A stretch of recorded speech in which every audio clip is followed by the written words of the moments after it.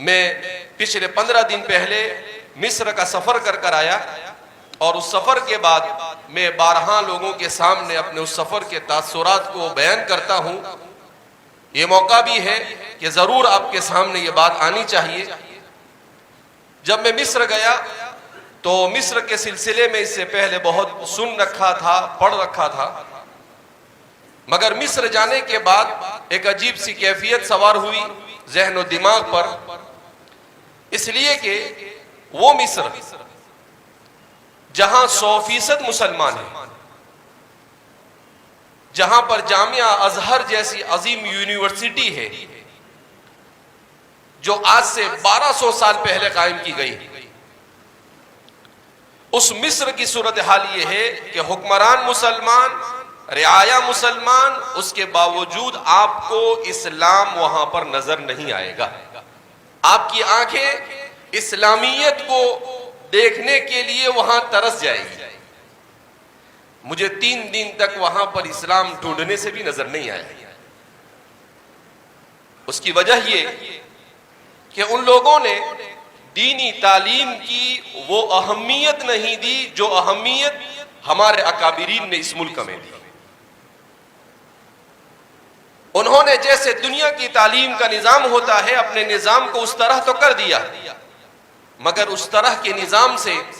ایسے علماء وجود میں نہیں آ سکے جو علماء مکمل طور پر اسلامی تہذیب و تمدن کے محافظ ہو، جس کے صورتحال یہ کہ جمعہ کے دن جب ہم مسجد میں پہنچے تو قاری صاحب قرات کر رہے تھے،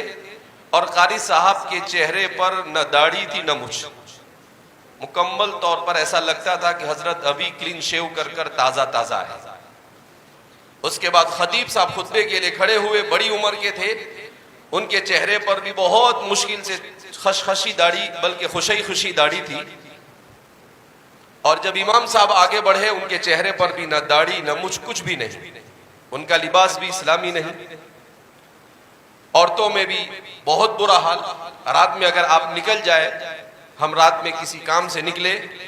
تو نماز کے بعد فوراً مسجد بند ہو جاتی ہے، مسجد میں آپ بیٹھ بھی نہیں سکتے، پڑھ بھی نہیں سکتے، کچھ نہیں کر سکتے، اور آپ کو جگہ جگہ پر ناچنے اور گانے کی محفلیں نظر آئے گی۔ قرآن کریم کے پروگرام میں شریک ہوا تھا، مگر وہ پروگرام آپ کو ایسا محسوس ہوتا، وہاں عورتیں اور مرد مکس بیٹھے ہوئے تھے، مخلوط بیٹھے ہوئے تھے، وہاں پر میوزک آسانی کے ساتھ وہاں کے تمام بڑے علماء کی موجودگی میں بجایا جا رہا تھا، عورتیں فل میک اپ میں قرآن کی اس مجلس کے اندر میں آ کر پرفارمنس کر رہی تھی، وہاں پر آ کر مظاہرہ کر رہی تھی، مگر کوئی کچھ بولنے والا نہیں۔ تو مجھے یاد آیا کہ اللہ رب العزت جزا خیر عطا فرمائے ہمارے علماء کو کہ اس ملک میں بھی اسلام کو اسی طریقے سے ختم کرنے کی کوشش کی گئی تھی، اور لارڈ میکالے نے کہا تھا 1833 میں کہ میں اسلام کو اس ملک سے 50 سال میں ایسے ختم کر دوں گا کہ کہیں پر اسلام کا نام و نشان نظر نہیں آئے گا۔ الحمدللہ 190 سال کے بعد اس ملک میں ہی نہیں، اس کے اطراف و اکناف میں ملا کر 70 کروڑ سے زیادہ مسلمان آج بھی موجود ہے، اور انگریز ڈھونڈنے سے نظر نہیں آتا ہے۔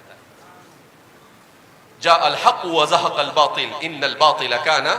زهوقا۔